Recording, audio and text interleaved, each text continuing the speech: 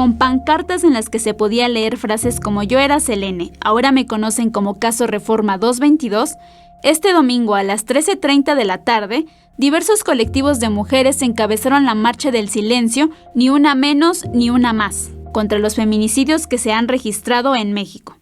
Ver la respuesta de la sociedad, ¿sí? Anteriormente se criminalizó mucho a las madres de víctimas que marcharon en esta marcha pasada.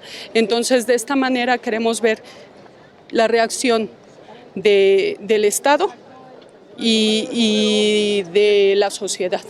El contingente partió del Ángel de la Independencia y avanzó en silencio sobre Paseo de la Reforma en dirección al Zócalo capitalino. Silencioso, sin gritar, sin rayar, sin pintar y sin romper vidrios. Alrededor de 300 manifestantes exigieron mediante mensajes impresos en pancartas, gorras y cartulinas mecanismos más eficaces para frenar los feminicidios.